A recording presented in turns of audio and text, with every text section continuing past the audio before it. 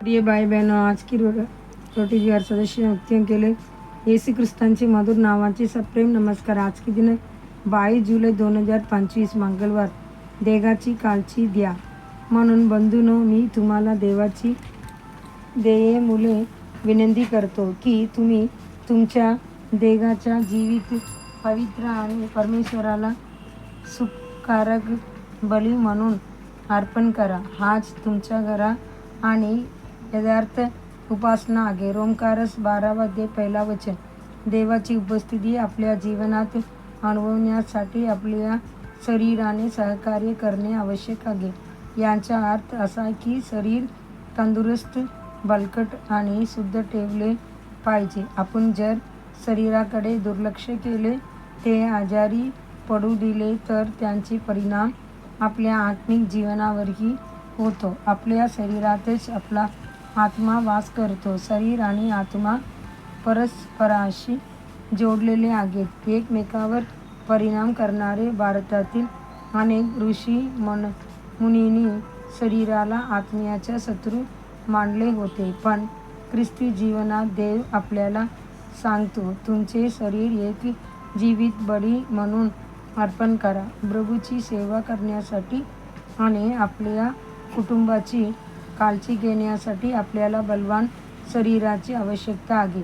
येशू म्हणाला होता, मी आलो आहे की त्यांना जीवन मिळावे आणि भरपूर मिळावे। योहान 10:10 आपल्या शरीरामधून देवाची उपस्थिती प्रकट होते।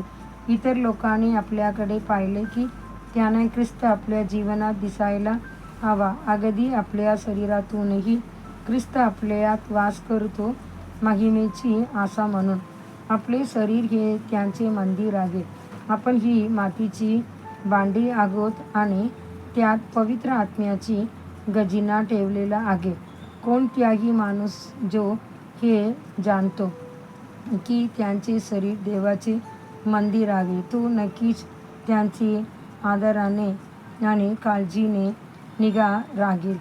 येशूलाही या जगात त्याचे होते आणि त्यासाठी त्याला शरीराची आवश्यकता होती, म्हणून पित्याने त्यासाठी एक शरीर तयार केले।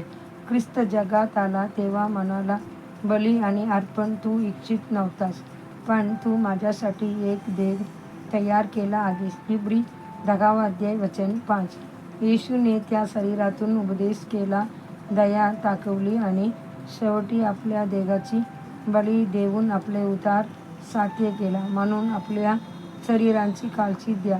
तुम्हाला विश्रांती हवी आहे, पण ती आळशी झोपेमध्ये रूपांतर होऊ नये।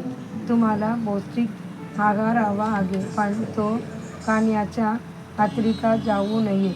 तुम्हाला व्यायाम हवा आहे, पण तो वेळ वाया घालवणाऱ्या अतिरेकी छंद बदलू नये। प्रिय देवाची मुला-मुली, तुमच्या शरीराची काळजी द्या। हे ते भांडे आहे ज्यामधून आणि ज्याद्वारे देव काम करतो।